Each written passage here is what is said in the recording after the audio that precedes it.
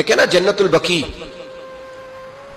وہ والا قبرستان جس میں کوئی دفن ہو جائے تو نبی پاک کی سفارش کا حقدار ہو گیا، وہ والا قبرستان جس کا نام ہی جنت ہے۔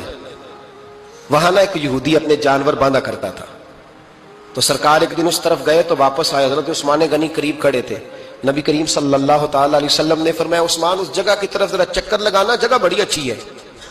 عثمان غنی گئے، جگہ خرید کے واپس آ گئے۔ حضور نے فرمایا ہوا ہے عرض کی حضور خرید آیا ہوں۔ فرمایا میں نے تو چکر لگانے کا کہا تھا۔ کہا یا رسول اللہ آپ نے یہ بھی تو فرمایا تھا جگہ بڑی اچھی ہے، تو جس کو آپ نے اچھا کہہ دیا یہودی کے پاس تو نہیں نہ رہنی چاہیے، تو میں نے خرید دی۔ شرم نہیں آتی لوگوں کو۔ حضرت عثمان کے بارے میں بات کرتے ہیں، جس قبرستان میں سیدہ پاک بی بی صاحبہ حضرت فاطمہ الزہرا آرام کر رہی ہے، وہ زمین حضرت عثمان نے تحفہ دی ہے۔ حیا نہیں آتی بات کرتے؟ شرم نہیں آتی؟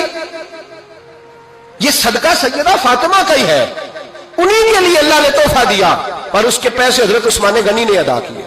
پھر اس قبرستان میں سیدہ پاک نے آرام کیا، پھر اسی قبرستان میں عثمان ابن مسعود نے آرام کیا، پھر اسی قبرستان میں حضرت حلیمہ سعدیہ لیٹی ہوئی ہے، اسی قبرستان کے اندر نبی پاک کی زوجہ سیدہ عائشہ آرام کرتی ہے، پھر اسی زمین پر میرے محبوب کے پیارے نواسے امام حسن آرام فرمائے۔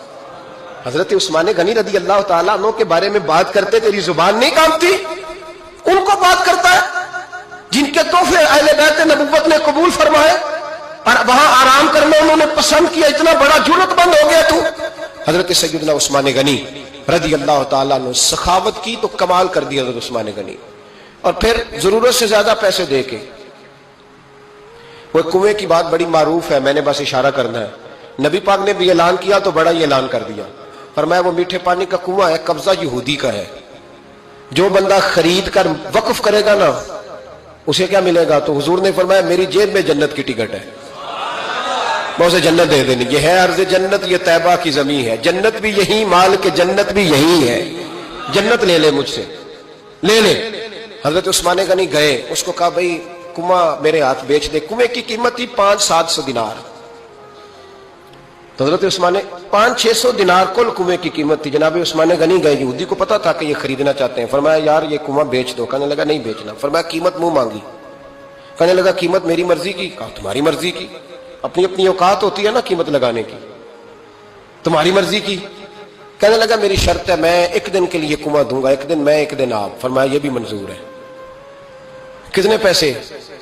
اس نے کہا میں 3000 دینار لوں گا، 500-600 کا ہے۔ حضرت عثمان غنی فرمانے لگے تو نے اپنی اوقات کے مطابق 3000 مانگا ہے، میں 40,000 لے کے آیا تھا، اپنی اوقات کے مطابق مانگا، 40,000 دینار میری جیب میں۔ یہودی کہنے لگا عثمان تو تاجر ہے، اور عام تاجر نہیں، عالمی سطح کا تاجر ہے، لوگ تیری تجارت کی مثالیں عرب میں دیتے ہیں، پر 500-600 کا کنواں 40,000۔ فرمانے لگے مسئلہ کنویں کا نہیں، مسئلہ مصطفیٰ کے فرمان کا ہے، وہ جو حضور کا فرمان پورا کرنا ہے نا اس کے لیے 40,000 تھوڑے ہیں، میرے پاس تھے ہی اتنے جو لے کے آیا ہوں۔ حضرت عثمان نے پیسے چکائے، اس نے کہا ایک دن پانی ملے گا، فرمایا منظور ہے۔